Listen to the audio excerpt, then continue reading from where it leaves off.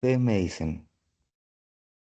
Muy bien, les damos la bienvenida pues a nuestro encuentro. Nos da mucho gusto que podamos compartir con ustedes eh, en esta nueva sesión.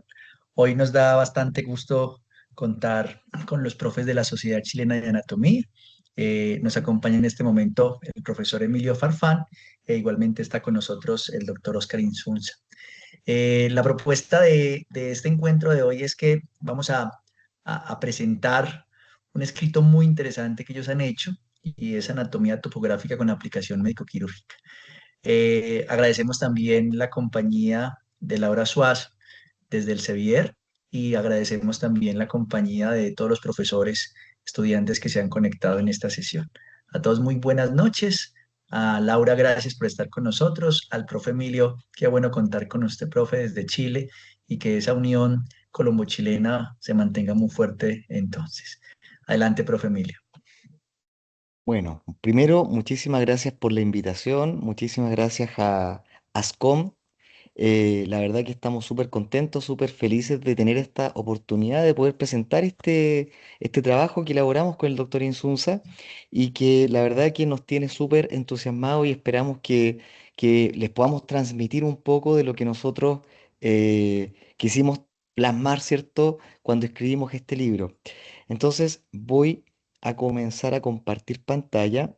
Ustedes, por favor, ahí me confirman si es que se está viendo.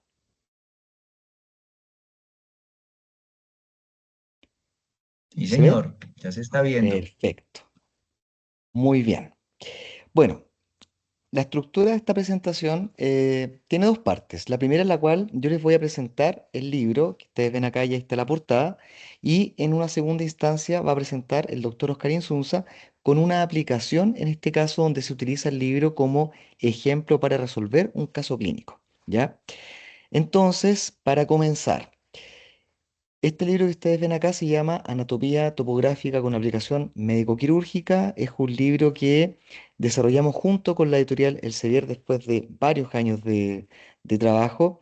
Y es un libro que busca un poco eh, rescatar el valor de la variabilidad anatómica y destacar sobre todo su aplicación clínica.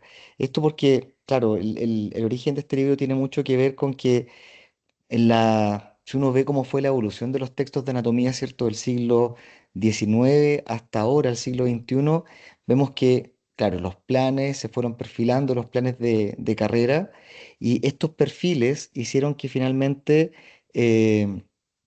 no, eh, o se fueran descartando ciertos contenidos.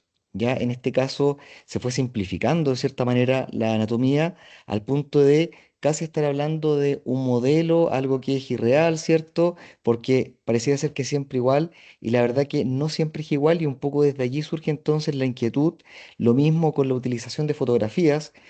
Valoramos mucho los esquemas, entendemos que los esquemas son fundamentales para la comprensión del contenido teórico. Sin embargo, también es importante ver imágenes verdaderas. Entonces, también quisimos hacer un esfuerzo en complementar los esquemas con fotografías de disecciones que también hicimos nosotros en algún momento durante todos estos años. Entonces, para comenzar, voy a partir describiendo un poco los contenidos. En este caso, ese que está ahí es el doctor Insunza. La verdad que se parece mucho al doctor Insunza de verdad. No sé si lo alcanzan a ver. A mí me está tapando un cuadrito. No sé si a ustedes les aparece el cuadro tapando al doctor Insunza o lo ven. Pues yo lo estoy viendo todos ustedes ahí. Perfecto. Ella, no sé, Entonces, ella, los ¿sabes? contenidos. No sé qué es Este ella. es un libro que Pero es sí de es que el papá de anatomía Pepillo y ella topográfica. es la secretaria. Em, Digo, y en este no, ¿cómo se sentido, reúnen nosotros los papeles? tenemos 9 capítulos. El primer capítulo es un capítulo de generalidades en el cual se describen los conceptos fundamentales, ¿cierto? Posición anatómica, planos, ejes, clasificaciones, una breve descripción de sistemas como para dar, ¿cierto? Algún tipo de introducción al tema y como ven, acompañado en este caso con algunos esquemas que en este caso fueron facilitados por la editorial Elsevier y que corresponden al texto Anatomía para Estudiantes de Gray. En este caso fue el doctor Richard Drake, quien es el editor de esa obra y nos facilitó, nos permitió utilizar algunos esquemas que nosotros le solicitamos. Acá, por ejemplo, tenemos el capítulo de cabeza. En el caso de cabeza, pasó algo bien especial. Nosotros, por ejemplo, en la Universidad Católica, nosotros somos de la Pontificia Universidad Católica de Chile. Y nos pasaba muchas veces que teníamos un texto para, podríamos decir, tronco y miembros, pero siempre teníamos una dificultad con cabeza y cuello. Nuestro texto guía era el Moore y claro, el problema es que para los capítulos de cabeza y cuello, Moore, como decimos en Chile, se quedaba un poco corto, no alcanzaba a cubrir todos los contenidos que nosotros queríamos. Eh, y la otra alternativa era Rubier, que claro, Rubier se pasaba un poco hacia el otro extremo. Entonces, cuando escribimos este capítulo, tratamos de buscar un poco ese equilibrio, el intermedio entre Moore, entre Rubier. Entonces, por ejemplo, claro, cuando describimos acá el cráneo, lo describimos como eh, un cráneo con base externa, interna, las distintas normas, pero también describimos por huesos, porque consideramos que la descripción por huesos también puede ser muy útil, especialmente para algunas carreras como de repente es odontología o fonoaudiología, que requieren de repente mayor profundidad en algunos contenidos, como por ejemplo ustedes ven aquí, oído. Tenemos también un capítulo de cuello, siempre topográfico. Esto quiere decir que siempre vamos a estar abordando los contenidos desde superficial a profundo. Entonces, claro, aquí por ejemplo ven una disección que hicimos hace un par de años. Aquí está la descripción anatómica de lo que ustedes están viendo y siempre vamos acompañando con un esquema. Insisto, valoramos mucho el esquema como recurso de comprensión, recurso que nos permite entender la tridimensionalidad de la estructura y muchas veces quitando, ¿cierto?, algunas cosas que dificultan el aprendizaje. Entonces, siempre tratamos de complementar la fotografía con el esquema. Acá tenemos un capítulo de dorso y columna vertebral. En este capítulo lo particular es que cuando ustedes revisan cuáles son las clasificaciones de los músculos dorsales, siempre hay discrepancias. Se habla a veces de plano, superficial, medio profundo, o de axiopendiculares, superficiales, medios profundos, y la verdad que, claro, siempre nos van faltando músculos donde ubicarlos. Entonces, en este caso quisimos hacer también una descripción de musculatura, pero en realidad organizada en planos numéricos, es decir, del 1 hasta el 6 por decir algo. De manera que se entendiera que en la medida que íbamos avanzando en la disección, íbamos encontrando diferentes planos y que en realidad no eran tres o cuatro, como muchas veces se explica en los libros y que finalmente terminan generando algún tipo de confusión en los estudiantes porque dicen, pero ¿cómo? ¿Es en este plano? ¿O es en esta clasificación? ¿O en esta otra? Entonces finalmente aquí quisimos ser como bien pragmáticos y le dimos un orden numérico a los planos musculares. Por acá tenemos el capítulo de miembro superior. En este caso lo dividimos por regiones, por ejemplo, si estamos hablando del hombro, decimos ya existe una región deltoidea, una región escapular, bueno, aquí está el antebrazo, pero cuando lo abordamos por regiones partimos hablando un poco de piel, de fascias, y de ahí vamos profundizando en distintos elementos, músculos, vasos, nervios, hasta llegar a la articulación y los huesos. En el caso de tórax, tórax fue un capítulo que es un capítulo que es bien especial porque la verdad que hicimos mucho énfasis en la descripción del corazón. En el caso de este capítulo quisimos destinar mucho a la comprensión de el flujo de la circulación de las cámaras de entrada, las cámaras de salida, las relaciones. Entonces, sí, destinamos aquí en realidad varias páginas a corazón porque queríamos darle una visión de diferentes puntos de vista, tratando de abordar cierto diferentes, podríamos decir, perspectivas. O sea, está la perspectiva que puede tener, por ejemplo, el estudiante, que es algo más general, ¿cierto? El estudiante de pregrado, pero también nos interesa si, por ejemplo, consulta a lo mejor algún cardiólogo, no sé, por decir cosas que son más clínicas, agilismo cabo-tricuspidio, que es algo que lo utilizan justamente para la estimulación eléctrica del corazón cuando hacen algún tipo de cirugía, también lo puedan consultar. Por otro lado, tenemos el capítulo de abdomen. Este es un capítulo que organiza el tronco, en este caso la cavidad abdominopélvica, en una cavidad peritoneal y una cavidad retroperitoneal. Y esto lo complementamos después con la cavidad pélvica. tratando siempre de que se entienda que esto es un continuo, es un mismo espacio y no que son espacios separados como pasa muchas veces con el tórax o con el abdomen. Entonces, lo organizamos en cavidad peritoneal, luego retroperitoneo y después viene entonces el capítulo de pelvis, pero que se entienda que es una continuidad. Por acá tenemos, por ejemplo, ahora pelvis. En este caso, en pelvis hay un ejemplo de paredes pélvicas, vasos, y aquí también está el complemento con el esquema. Y esto termina con miembro inferior, donde, al igual que miembro superior, partimos por regiones, región glútea, muslo, rodilla y fosa poplitea, y siempre escribiendo de superficial a profundo, tratando de describir un poco cómo es el abordaje al momento de la disección. Entonces, esos son los 9 contenidos que tiene el libro. Y respecto ahora a cómo se hace la descripción de estos contenidos, la estructura es más o menos la siguiente. Por ejemplo, cuando nosotros hablamos especialmente de vísceras, aquí lo que hacemos es una descripción que primero es anatómica. Por ejemplo, ustedes ven que aquí dice tráquea, porción torácica, entonces todo esto este texto que está acá describe la anatomía de la tráquea. Después viene otro título que es función de la tráquea, que de repente puede ser algo muy básico o a veces algo más complejo, que requiere algún tipo de inserto más fisiológico. Luego viene vascularización e inervación, también de la tráquea. A continuación, la histología, ¿cierto? La microestructura. Y luego la embriología.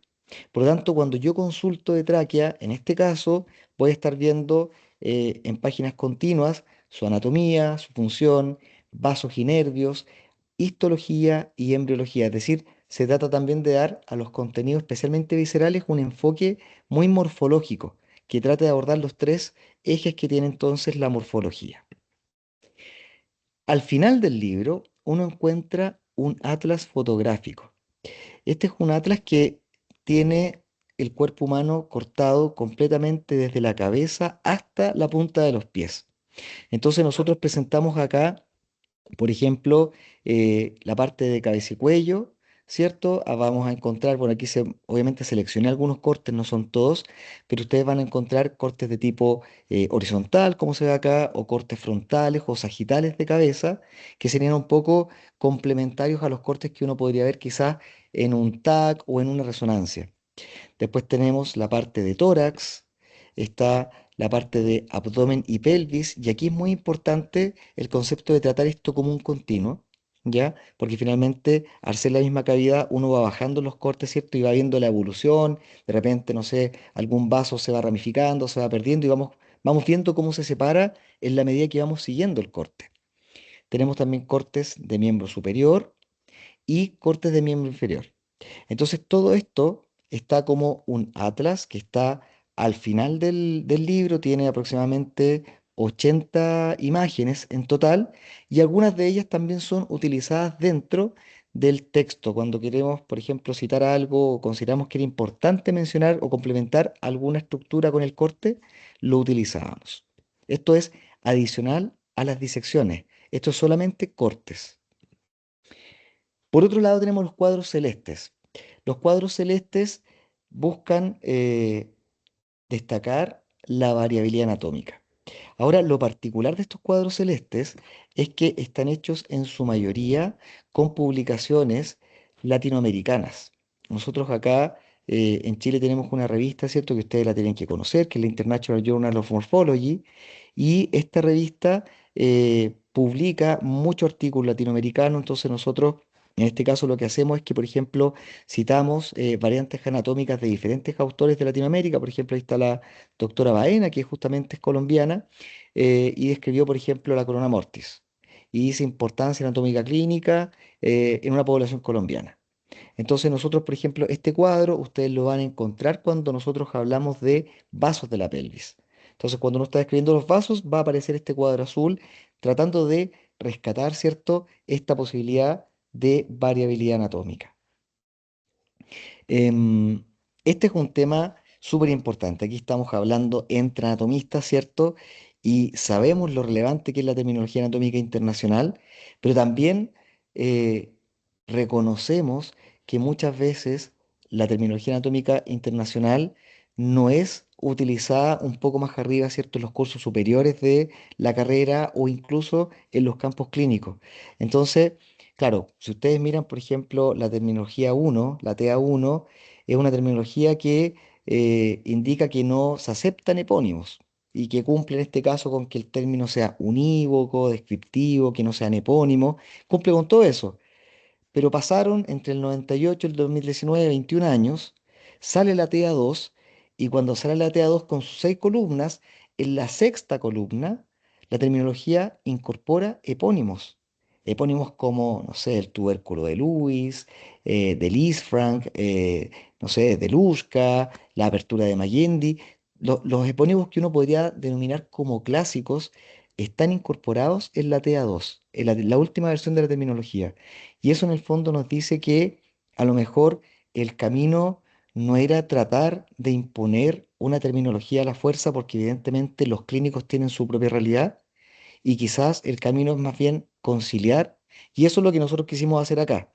Entonces, ¿qué hicimos? Cuando hicimos la descripción de cualquier término, nosotros colocábamos el término oficial, el de la terminología 2019, en el texto. Por ejemplo, dice, se origina a nivel de la cisterna del kilo, pero entre paréntesis nosotros colocamos el epónimo.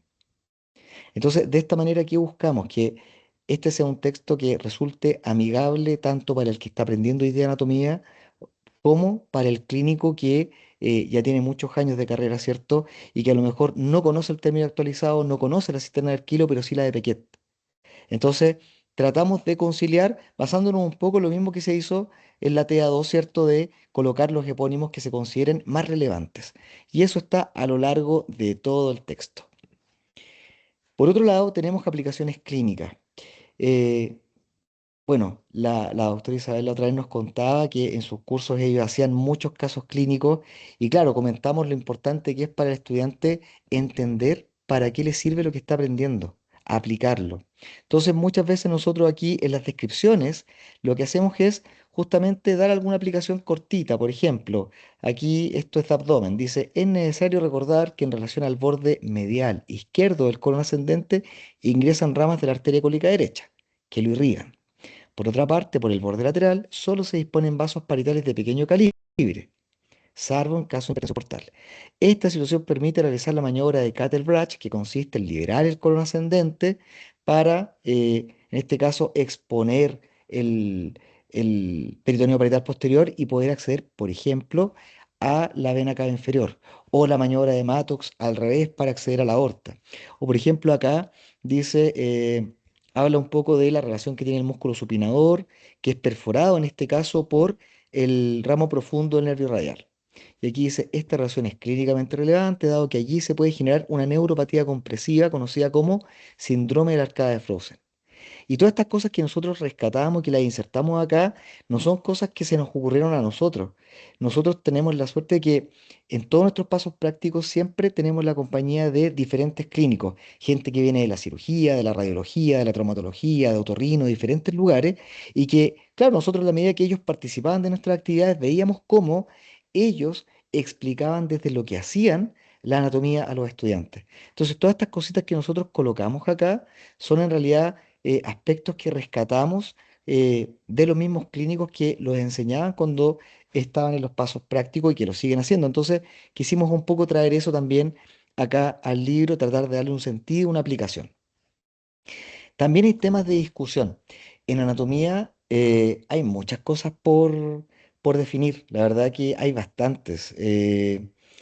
Basta con que uno, no sé, pues uno converse de repente con un estudiante de magíster o doctorado y se da cuenta que está hablando de un tema que es muy específico y que no está resuelto en un libro. Por ejemplo, aquí en este cuadro se habla de las raíces del plexo hipogástrico superior y aquí se comenta que las fibras son presinápticas, todas de tipo simpático. Eso es más o menos en resumen. Sin embargo, aquí plantea una discusión, dice, a diferencia de lo que escriben la mayoría de los autores, Testi, Rubier, Riperda, Babigi, Moore, Standring dice que el plexo hipogástrico superior además contiene fibras parasimpáticas que vienen de los plexos eh, aórticos y de los nervios esplácnicos pélvicos. Entonces, claro, aquí hay una discusión, porque uno, ¿por qué coloca Standring? Standring probablemente es el libro que tiene mayor actualización constantemente, ¿cierto? Va en su edición 42, es un tremendo libro, de hecho está en el Expert Consult que tiene el Sevier, y claro, no es un libro que lean los estudiantes, pero sí podemos leer nosotros, y claro, por ejemplo, si Standard empieza a cuestionar esto, vale por lo menos la pena discutirlo. O por ejemplo, en este otro lado dice un poco la situación de las celdas renales, que señala aquí en la primera parte que las celdas renales hacia medial no se comunican. Y aquí empieza una discusión porque otros autores dicen que sí. Entonces nosotros qué hicimos, fuimos a buscar qué decían las clínicas, entonces fuimos a PubMed y encontramos, por ejemplo, este paper. Y este paper nos decía, a ver, lo normal es que las celdas renales no estén comunicadas anatómicamente, pero ante la presencia de ciertos tipos de gases o de fluidos, sí puede haber comunicación. Entonces, eh, ese tipo de cosas nosotros las fuimos planteando porque, claro, muchas veces no existe una verdad absoluta, hay que estar abierto y en este sentido creemos que la anatomía es dinámica en la medida que aparecen nuevos recursos, nuevas tecnologías, nuevos avances, nuevas investigaciones, las cosas pueden ir cambiando y nos van dando nuevas perspectivas y eso nosotros lo queríamos plasmar un poco acá en el texto. Así es que eso, ese es el texto Anatomía topográfica con aplicación médico-quirúrgica. Es un texto que salió este año, estas son sus principales características. Y bueno, ahora el doctor Insunza nos va a comentar un poco la aplicación de un caso clínico utilizando este texto.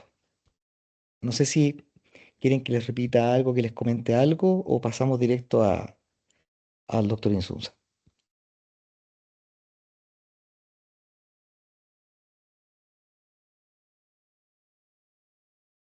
Creo que podemos pasar. El doctor Insunza ya nos acompaña, nos escucha,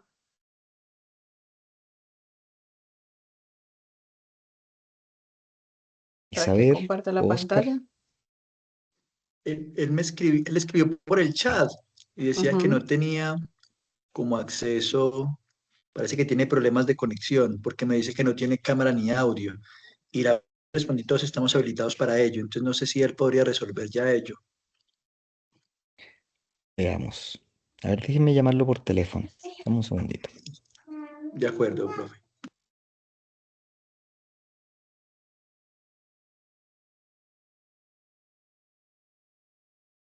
Dice, mientras resolvemos, sí, le doy la palabra como a Laura, que nos acompaña desde el Sevier porque el texto pues está editado y por ellos y hoy nos tenía como un regalo muy especial.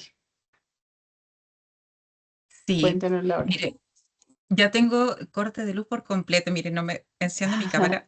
Tranquila, pero te Ya no escuchamos. me. A ver, ahí. Sí, sí. No, más que nada, bueno, espero que haya sido de su agrado la presentación de la obra. Como bien dijo el doctor Farfán, este es un libro que publicamos nosotros este año en el mes de abril.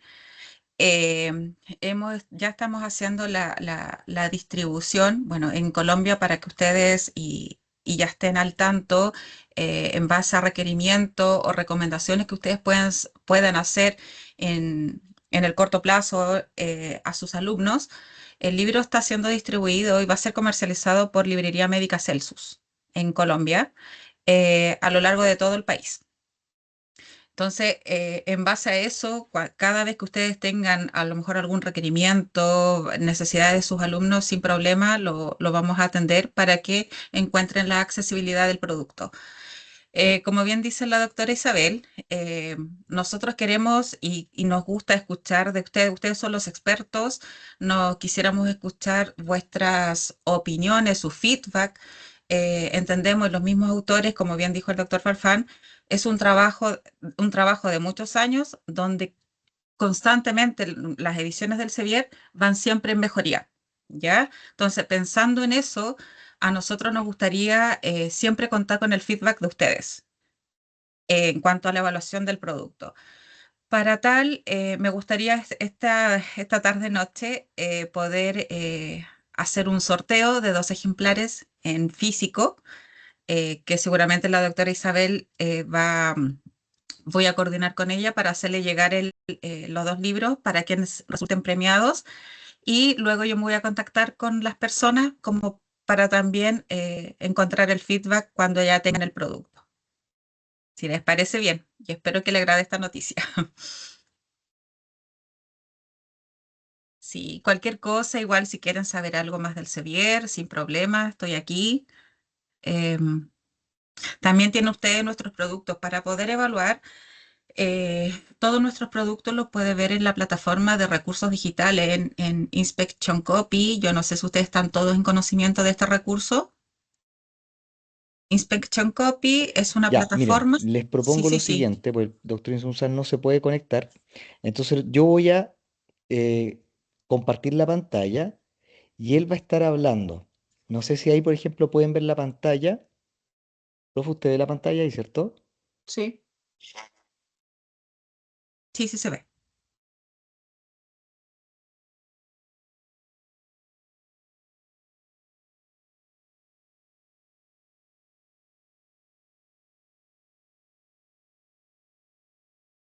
Ya, entonces, Isabel, ¿les parece bien que hagamos eso? sí, perfecto. No sé si Ya. me escuchan. Sí, se está Ok. conectando Sí. nuevamente, entonces yo le voy a proyectar la pantalla y le voy a colocar literalmente este teléfono para que él pueda Ujú. hablar por acá, porque entra, pero no logra, no se le habilita ni la cámara ni el micrófono. Ok. Así es que vamos a ocupar todos los recursos tecnológicos que tenemos a la mano Ujú. para sacar adelante esta presentación. Vamos.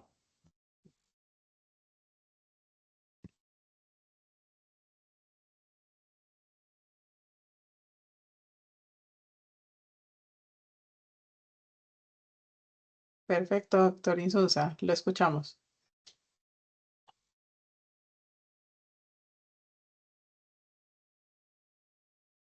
Lo tienes en silencio. Ya, vamos. Tú la ves pasando. Sí, ok. Por ¿Ya? favor, confírmeme que escuchan al doctor Insunza bien.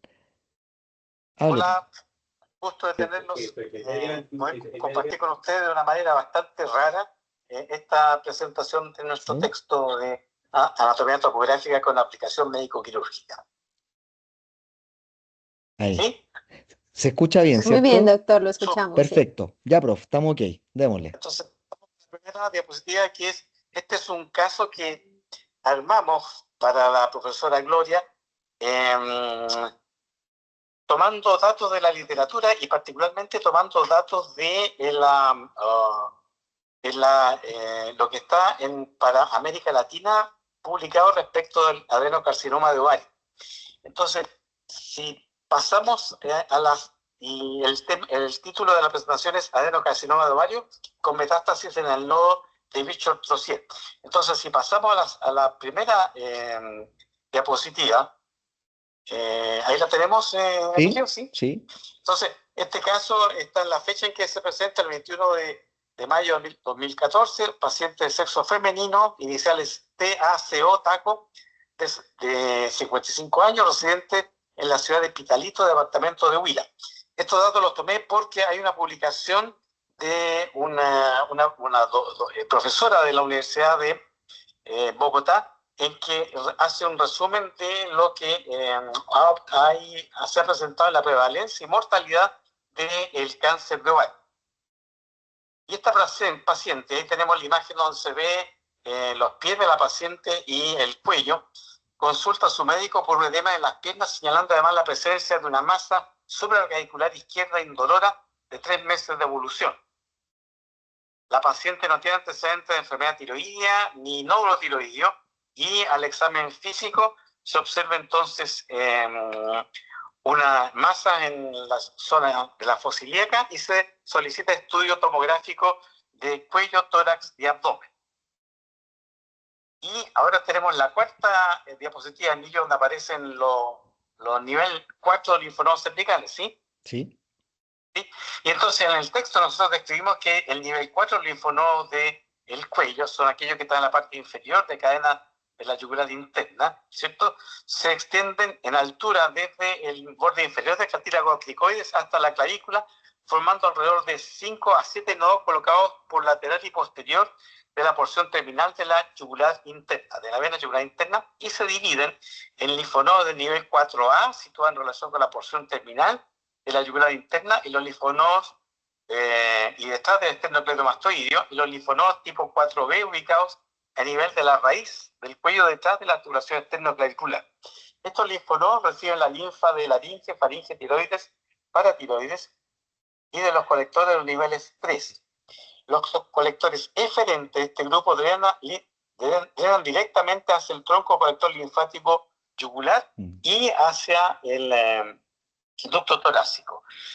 En el nivel 4B, en el lado izquierdo, se describe como una expresión patológica el nodo de Virchow-Trozier, linfonodo aumentado de volumen ubicado en la fosa supraclavicular, fácilmente palpable y visible en esa región, como se ve en la diapositiva anterior, la número 3 que vimos en ese paciente, y corresponde, de acuerdo a lo que escribieron a comienzo del siglo, Virchow y Trozier, a una expresión clínica de metástasis cervicales de tumores originados en territorios de diverso origen como cáncer gástrico, que es lo que primero describió Virchow, y después Trozier agregó que no solamente era de cáncer gástrico, sino que pueden ser de otras estructuras que están en el abdomen, el tracto intestinal, ¿cierto? El riñón, ovario, testículo, y también aparece afectado este linfonodo del nivel 4B en caso de tuberculosis, sífilis y SIDA. Eso es lo que escribió en el texto. Se llama la diapositiva 5, ¿cierto? En esa diapositiva explicamos la razón de que este linfonodo aparezca, ¿cierto?, comprometido en caso de tumores de la región infradiafragmática. Y este linfonodo está a nivel del ángulo yugulo subclavio izquierdo y se ha definido, lo que lo definió de hecho, como el último linfonodo del ducto torácico. Y en el 13% de los casos el ducto torácico desemboca de manera separada formando un delta cuyos colectores van a desembocar en la yugular interna, en la vena subclavia o en la yugular externa, y en general en relación con esos colectores que terminan como un delta se encuentran asociados linfonodos del nivel 4B, y esto lo señala un autor hindú que es Ratnayake en el 2018. Entonces, por aquí se explica cómo un tumor que se origina en la región infradiafragmática, si tiene predilección para dar metástasis a través de la vía linfática, va a subir por este ducto torácico, ¿cierto? Y en el linfonodo que está asociado a su delta de desembocadura o al mismo ducto torácico, ahí se van a enquistar estas células tumorales y van a dar origen a un tumor secundario metastásico. Y en la siguiente imagen se ve entonces la imagen de tomografía computada, ¿cierto? ¿Sí? Sí. Y esto lo tomamos de la web, ¿cierto? Ahí se ve en la imagen superior un corte transversal de la pelvis en el caso de un paciente que tenía tumores bilaterales en los ovarios, y en la vista inferior se ve la presencia de el linfonodo de Virchow-Trozier aumentado volumen a nivel de la raíz del cuello. En el caso de la paciente, ¿cierto? No se vieron linfonodos lumbarios o paraórticos comprometidos, hay ascitis y no hubo metástasis pulmonar, hepática, pancreática, esplénica, suprarrenal o cerebral. En la siguiente imagen, ¿cierto? Se muestra que se hizo una laparotomía exploratoria, estamos viendo una cirugía de abdomen, Emilio, ¿cierto? ¿Sí? No, se ve el plano, el mapa en este caso. Ya. El cáncer de ovario, ustedes saben que es una de las patologías frecuentes que ocupa a nivel mundial el 7º lugar de incidencia y afecta más o menos a 10.1 por cada 100.000 mujeres entre los 20 y los 74 años, y lamentablemente esta patología se diagnostica en etapas tardías, en etapas de etapificación 3 o 4. La edad promedio de diagnóstico es de 65 años, con una tasa de supervivencia de estos casos inferior a 5 años en el caso de para el 10% en estadio 4, y una sobrevivencia a 5 años del 80% en estadio 1A. El diagnóstico, lamentablemente este diagnóstico de cáncer ovárico se realiza de manera tardía, entre el 68 y 75% de los casos, cuando ya la situación está ya comprometiendo al paciente. Y abajo aparece entonces la incidencia de esta lesión en 29.7 por 100.000 mujeres en Chile y en Colombia de 48.2 por 100.000 mujeres. Y llama la atención de que hay una distribución bien particular, siendo de menor incidencia, prevalencia en las zonas del este y oeste de del país Colombia, y se concentra particularmente en las regiones que están en el centro del país con la prevalencia más alta. En Chile, la prevalencia más alta de este cáncer es en el norte de Chile, y lo que hay allí es alto consumo de agua contaminada con arsénico, siendo bastante más baja esa prevalencia en las provincias del sur del país. Recuerde que nuestro país es extremadamente largo y ocupa más o menos unos 3.000 kilómetros de longitud, siendo entonces en la parte norte del país donde está esta agua de bebida contaminada con arsénico, donde la prevalencia de la patología es mayor. Después tenemos la imagen de la cirugía, la laparoscopía exploratoria, y lo que se practicó, una salpingo-ovarectomía bilateral. Ahí están las dimensiones de los tumores, ¿cierto? Y se incluyeron los nodos metastásicos, y también se incluyó una biopsia punción del linfonodo de Trozier. La siguiente imagen muestra, Emilio, ¿cierto?, el corte sagital de pelvis femenina, ¿sí? Sí.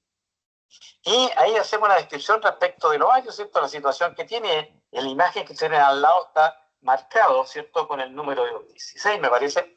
Los ejes, ¿cierto?, el eje mayor de esta estructura, que tiene forma de una almendra, 3,5 por 2,5 de espesor, 1 centímetro de espesor, 2,5 de eje menor, y su color es blanco pálido. Y se nota en la imagen que tenemos ahí que es un corte de una preparación que fue plastinada, y en él se describe un extremo tubárico y un extremo pélvico, y en el nivel del extremo pélvico, donde hay un número puesto allí, es el punto donde entra el pedículo vascular del ovario, la arteria, vena y los linfáticos están drenando hacia los linfonodos lateroaórticos hacia arriba. El borde posterior del testículo está conectado con libre, ¿cierto? Y el borde anterior está en relación con el mesovario, y el mesovario está conectado hacia anterior con la hoja posterior del ligamento ancho. En la siguiente imagen vemos una imagen de una laparotomía donde se ven las vísceras pélvicas femeninas. Eso es lo que vemos, Emilio, ¿cierto? ¿Sí? Correcto. Y nos damos ahí de que la superficie del ovario, ¿cierto?, tiene un epitelio que se denomina geminativo, que es una forma poco correcta de definirlo, ¿cierto? Pero que el peritoneado se detiene en relación con el borde mesovárico del ovario, formando una línea que se conoce como línea de Farré, que marca la separación entre el epitelio que es del peritoneo y el epitelio que está en relación con la superficie del ovario. Bajo la línea germinal, el epitelio germinal, ¿cierto?, se encuentra entonces la túnica albugina, que es extremadamente delgadita, una especie de cápsula muy delgadita, y que rodea entonces al estroma ovárico. En la siguiente imagen, lo que tenemos, Emilio, es la vascularización del ovario, ¿sí? Sí. Y lo que describo aquí en particular es que el drenaje venoso es recogido por la vena ovárica, y el drenaje linfático fluye a los linfonodos lumbares en la zona alta. Y recuerden que a esa altura está comenzando ya los troncos que van a formar al ducto torácico, y la inervación autonómica proviene de fibras simpáticas derivadas de los segmentos medulares T10, T12, y las parasimpáticas son de origen vagal, formando entonces a esa altura el plexo ovárico. En la siguiente imagen, mi querido Emilio, estamos viendo una imagen de un corte histológico, ¿sí? Sí. Y se ve entonces la biopsia de un ovario que tiene un tumor ovárico, y lo que llama la atención primero son células que tienen un núcleo muy grande, con un nucleolo muy evidente, son las flechas azules. Vemos células que tienen la forma de una raqueta y que está marcada con unas flechas amarillas. Y además se observan células con núcleos de apariencia bizarra, donde es posible ver en las flechas rojas, ¿cierto?, una concentración y se ve como una imagen de una mitosis que está ocurriendo en una de aquellas flechas rojas, lo que habla entonces de que este es un tumor poco diferenciado y que corresponde entonces al estadio o la etapificación 4. Esa es la biopsia de los ovarios, ¿cierto? Y en la siguiente tenemos la biopsia de el linfonodo suprapercular de Bishop, que muestra entonces metástasis del adenocarcinoma, donde se ven entonces células neoplásicas que están con las flechas rojas, ¿cierto? Se ve zonas de necrosis a nivel de la zona central de este linfonodo y todo eso aparece rodeado por tejido linfoide residual. Al paciente se le inició quimioterapia sistémica con platino y taxano, ¿cierto? Y después de 6 meses de cirugía, recuerden que la sobrevida de estas lesiones en esa etapificación 4 es bastante baja, ¿cierto? A los 6 meses se hace otra biopsia a punción del ganglio linfático cervical de Bishop-Trozier y aparece positivo para carcinoma pobremente diferenciado. Se continúa el tratamiento con quimioterapia de segunda línea y este tumor progresó como la estadística lo dice, ¿cierto? Y finalmente es la causa de muerte después de 2 años del diagnóstico. Y lo que llama la atención en el mapa de Colombia es que la mayor mortalidad está en la zona central del país, donde la mortalidad es entre 5.91 por 100.000 mujeres, ¿cierto? Y en Chile la mortalidad por este tumor es de 5.23 por 100.000 personas. Ahora tenemos la referencia misma, ¿no? Sí. Sí, pero antes de eso quiero contarles que Virchow fue el primero que describió este linfonodo aumentado volumen, que él lo relacionó con cáncer gástrico. Rudolf Virchow es un polaco, nace en Polonia en 1821 y muere en Alemania en 1902, y el año 1989 él publica en 1848 él publica relación entre cáncer gástrico y un aumento de volumen del linfonodo del nivel 4 en el lado izquierdo. Y posteriormente, en el año 1889, o sea, 40 años, casi 40 años después, Charles Trozier señala que además de asociado con cáncer gástrico, esta lesión se ve con cáncer del tracto intestinal, con cáncer ovárico, con cáncer testicular y con algunas afecciones infecciosas como el sífilis y la tuberculosis. Charles Trozier nace en 1844 en Francia y muere en 1919 también en Francia. Y lo que me llama la atención es que revisando hoy día el Testila Tardier, no menciona este linfonodo que podría haber sido el derecho o de Trozier, siendo Testi francés. Llama la atención que él no lo menciona. Y después tenemos entonces la referencia, mi querido Emilio, ¿cierto? Ahí estamos. Súper. Entonces, lo que hicimos, ¿cierto? A indicaciones de la profesora Gloria, fue hacer este caso clínico donde mostramos la razón por la cual es posible que metástasis de tumores de la región diafragmática puedan terminar afectando y dando metástasis a nivel de la raíz del cuello en los linfonodos del nivel 4B, descritos en la cadena del linfonodo de la yugular interna. Eso es lo que le queríamos contar. Nos interesaría conocer su opinión, su comentario respecto de esto. Muy bien, no sé cómo se escuchó Isabel, ¿se escuchó bien? Yo coloqué el teléfono lo más cerca que pude. Lo escuchamos bien, doctor. Ah, qué bueno, qué bueno. Bueno, disculpe por los inconvenientes, son cosas de la tecnología, pero tratamos de resolverlo aquí como pudimos. Em, no sé, primero ofrecer la palabra, no sé si hay algún comentario, alguna consulta, algo que quieran que les comentemos adicionalmente.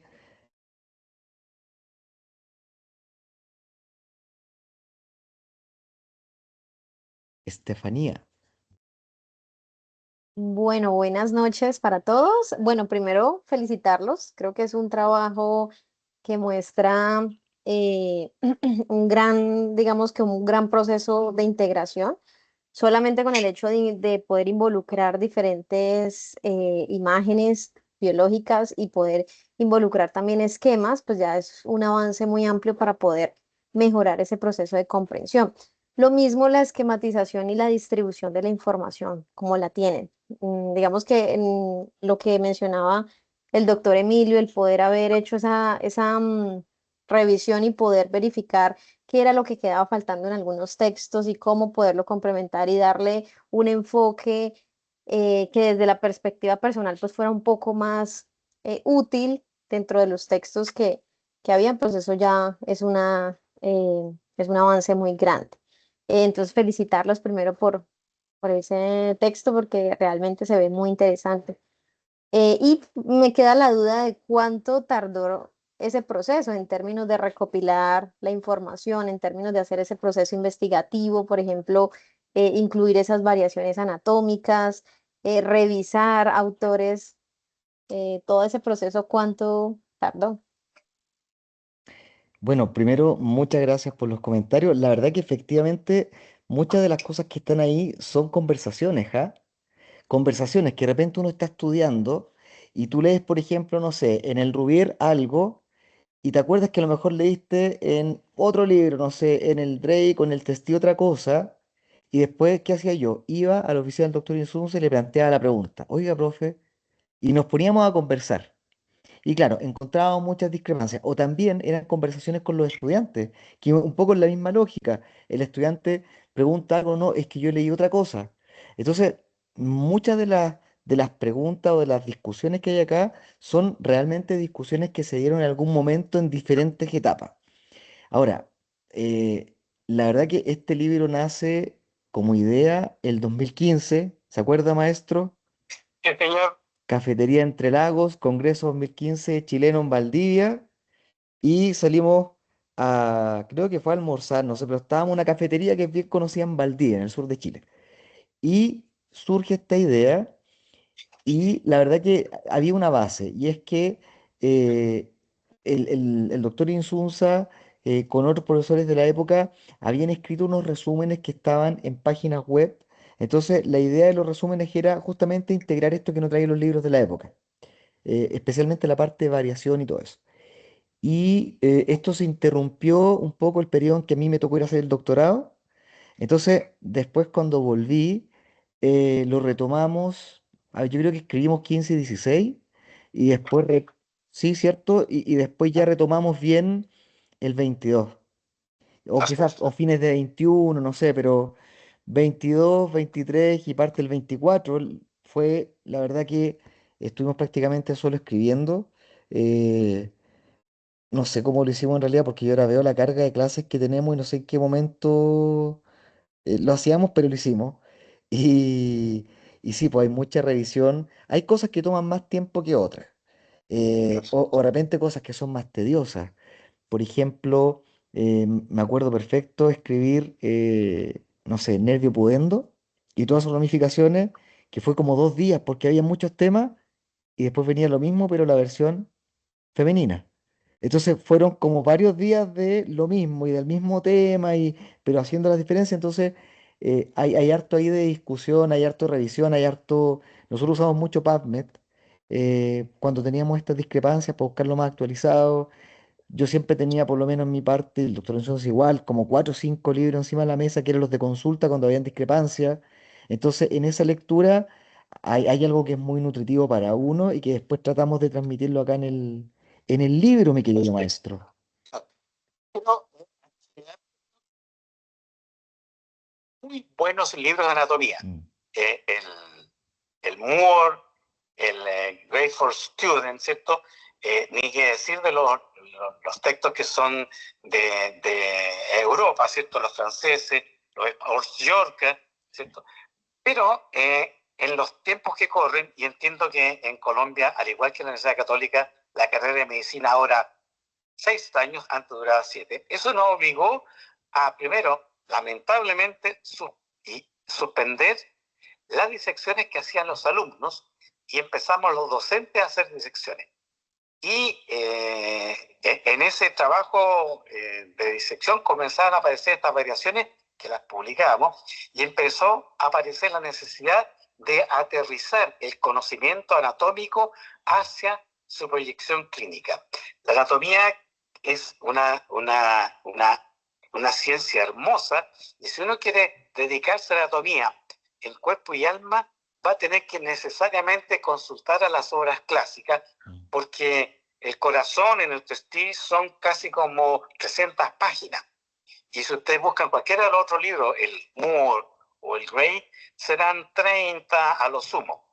¿Por qué? Porque esa anatomía que tiene tanto rico detalle y que es muy linda, tenemos que necesariamente achicarla para llegar a darle una información útil al estudiante y que pueda utilizarla en la clínica que la va a tener 1 o 2 años después. Esa fue la intención. Felizmente, en la Católica, nuestro laboratorio de anatomía está a 50 metros del hospital, de modo tal de que cuando necesitábamos que algún clínico nos viniera a hablar sobre la aplicación clínica del conocimiento anatómico para otorrino, para cirugía digestiva, para cualquier especialidad, los teníamos allí y de ellos nos fuimos nutriendo. De esos docentes que fueron nuestros alumnos, nos fuimos nutriendo para poder proyectar este trabajo hacia la aplicación clínica. Ese es el sentido que tiene este texto, aterrizarla hacia la aplicación clínica.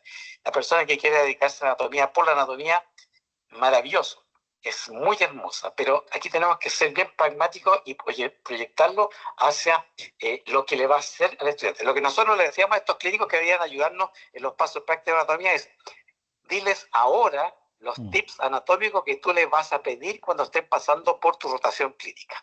Esa es una cosa. Y segunda cosa, que al utilizar, además de la nomenclatura, los epónimos, estábamos sacando al estudiante que queda al medio del sándwich, ¿cierto?, de esta un poco de confrontación entre la terminología y el lenguaje clínico. Hoy día, si ustedes revisan en PubMed, la mayoría de los epónimos aparecen constantemente marcados cuando uno busca cualquier estructura. Por ejemplo, incluso el triángulo de Calot, ¿cierto?, es más famoso que el triángulo hepático. Entonces, ¿para qué someter al estudiante un estrés? Entonces, lo que hemos dado como solución es, demostramos la terminología y entre paréntesis te colocamos el epónimo para que cuando el clínico te pida el epónimo, tú te acuerdes de ello y le puedes decir al clínico también se llama de otra manera. Pero ese fue el sentido de esta publicación y agradecemos a Elsevier porque nos permitió ocupar un número importante de muy buenas imágenes sobre regiones que son bastante complejas, laringe, peritoneo, próstata, donde las disecciones solas, que son las que muestra el texto, ¿cierto?, no son suficientes para poder mostrar cómo está compartimentalizada alguna estructura, cómo se ve en su interior el trayecto de algún conducto. Así que ese fue el sentido de este texto que nos tiene bastante entusiasmados. Estamos pensando en la segunda edición, mi querido Emilio. Así es. Yo creo que también es importante agradecer de manera simbólica a la gente que se dona a los programas de donación. Porque nosotros, la verdad es que si tenemos la posibilidad de hablar de variantes, de hacer un atlas y de hacer disecciones, es porque justamente hubo gente que en algún momento de su vida toma la decisión de donarse voluntariamente y que nosotros, porque el motivo más frecuente y más recurrente es que cuando ellos se donan es porque quieren que la gente aprenda. Si ustedes revisan la literatura en general, las estadísticas son como el 70-80%, la gente se dona porque quieren que los otros aprendan. Y la verdad que hacer este libro de cierta manera viene a cumplir también con esa intención de la gente que se dona a los programas de donación Y, y la verdad que simplemente dar las gracias porque todas las personas que han pasado por nuestro programa nos han permitido desarrollar esta obra, así como nos han permitido hacer muchas otras cosas. Así es que eso, mis agradecimientos también para ellos. Y no sé si hay algo más que les podamos comentar, Oscar, Estefanía, Isabel. Doctor Emilio, doctor Oscar, muchas gracias en verdad por compartirnos este proceso. Me uno a los comentarios que hace la profe Estefa. La verdad es muy importante conocer esto, además porque, como lo decía el doctor Oscar, dedicarnos a la anatomía pura, maravilloso, pero más maravilloso aún cuando tiene una aplicación médico-quirúrgica. Entonces, en verdad, gracias por esto. La presentación nos está quedando en YouTube para seguirla compartiendo y esa sería la idea. Así que infinitas gracias a ambos y profesor Emilio, pues me encanta el cierre que está dando, el reconocimiento a los donantes, que es ahora eso que estamos llevando a cabo, gracias también a su compañía. A continuación, entonces, en lo que íbamos en el intermedio, con Laura le vamos a dar la palabra porque nos interesa mucho entonces la rifa de los textos también, para que lo podamos tener allí. Yo creo que Ya, podríamos ¿Me dejar escuchan? nuestros correos, Emilio, para eh, algún comentario que pueda surgir posterior y que nos puedan hacer llegar. la Laura parece que tiene algo preparado, prof. Ya. Sí, no. No, yo más que nada igual dar gracias. Este es como bien comentó el doctor Farfán, el doctor Insunza, este es un trabajo de muy arduo, de muchos años. Desde el Sevier, yo siempre le he dicho a nuestros autores, desde el momento que entran al Sevier, no terminan nunca de investigar. Nunca. Siempre, bien dijo el doctor Farfán, estamos trabajando en la segunda edición. eh, y por la misma razón, nosotros nos estamos acercando a ustedes para saber el feedback. O sea, Mm, siempre les he dicho, siempre vamos a ir en caso de mejora y va a ser muy oportuno hacernos llegar todo el feedback que tengan directamente a los autores, a mí directamente, y así vamos a ir dejando nuestras próximas ediciones a la necesidad de todos ustedes y sobre todo de los estudiantes, que es el futuro profesional que se tiene que formar y de acuerdo a todo lo que ustedes están haciendo hoy en día. Bueno, en lo referente a lo que le estaba comentando, nosotros desde el Sevier les damos mucho apoyo al académico. O sea, sabemos que su tiempo es muy valioso. Cada vez que nosotros publicamos una obra, ustedes tienen acceso a evaluar, ¿ya? Yo les voy a dejar mis datos después para que puedan escribirme si tienen más consulta con respecto a la obra, la pueda canalizar tanto con los autores, con el equipo editorial, y así poder ir trabajando ya de manera consecutiva y no estar como al último momento cuando ya estemos próximos a la segunda edición. Ustedes saben de por equipo, por un libro de texto en el mercado permanece 5 años, ¿ya? Así que esta obra va a estar por 5 años, aproximadamente 4, al año quinto mm. ya está publicándose la nueva edición. Así que tenemos tiempo, espero que la disfruten, dudas que tengan sus alumnos, las recomendaciones, ahí vamos a estar nosotros desde el Sevier para apoyarle y sin duda, por favor, contáctenos y vamos a hacer un soporte también para ustedes para la parte académica.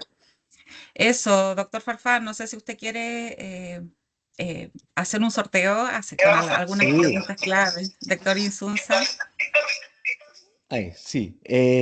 Bueno, en primer lugar, sí, creo, sumarme a lo último que dice Laura, esta es una primera edición, siempre las cosas pueden ser mejorables y en ese sentido yo les pido a quienes le dan el libro, si encuentran cualquier cosa que ustedes consideren que se puede mejorar, por favor envíennos un correíto directo, un correo directo creo que es lo más efectivo. Voy a dejar mi correo aquí y ahora se me cortó la llamada con el doctor Insunza. Voy a llamarlo de nuevo mientras les dejo el correo. No sé si A ver, él se conectó, voy a yo creo dejar en de este compartir, momento, no sé ¿sí? si tendrá en este momento acceso. Doctor Oscar no se escucha por este medio. Espérate que Ahora se le corta el teléfono. Ya es lo último que me faltaba. Estoy conectando de nuevo. A ver.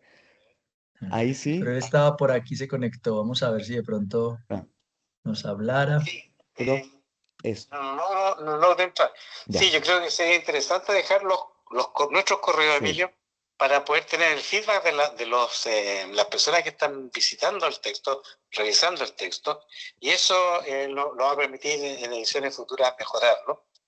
Y pedirle perdón por esta mala conexión que no logré finalmente, pero que sí funcionó muy bien cuando lo hicimos en la universidad donde trabaja la profesora Gloria.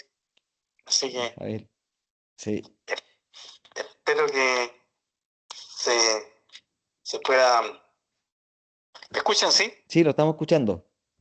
Que se pueda repetir o eventualmente poder reunirnos con otros grupos para poder presentar este material. Así es. Prof, yo ya dejé los correos en el chat. Ahí está el doctor Insunza y el mío. Laura, yo no sé cómo es el tema de los libros. ¿Qué sorteamos? ¿Cuántos? ¿Cómo? Antes de hacer preguntas.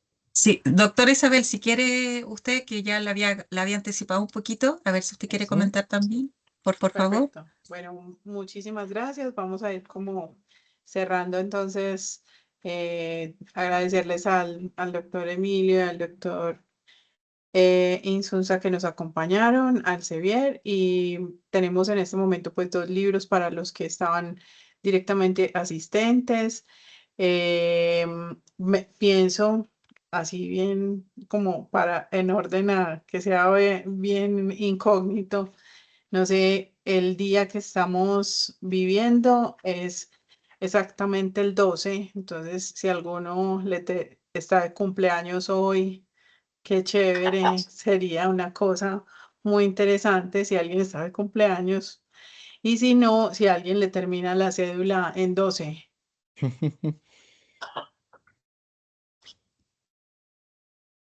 A El día ninguno. 12, miércoles 12, sí. Sí. Y si Si no, no, podemos ya hacer no, más si preguntas. no, ya hacemos preguntas, ¿sí ve? Sí. Entonces, 2 preguntas Yo, así yo, y yo bueno. cumplo el 12 de febrero. Ay, profe Mi Martín, papá ¿cómo está de cumpleaños el así? 12 de febrero. No creo que sea mi papá el que está hablando, ¿cierto? O, o sea, que Bueno, ese es el... y yo cumplo en noviembre, entonces también ahí nos vamos aproximando. Ay, no. Vamos a ver si confirmamos con ¿Alguien que con la termine su pregunta. cédula en 12? Ninguno le termina en Ninguno. 12, profe. Pero bueno, no sé si 2 preguntas que quieras hacer el profe Farfán. Ya, yo voy a hacer una pregunta. Si alguien Ajá. pudiera quizás entonces, en relación a la presentación que yo hice, si alguien quizás pudiera decir un poco cómo es el tema acá de la terminología anatómica, el uso de la terminología y la clásica.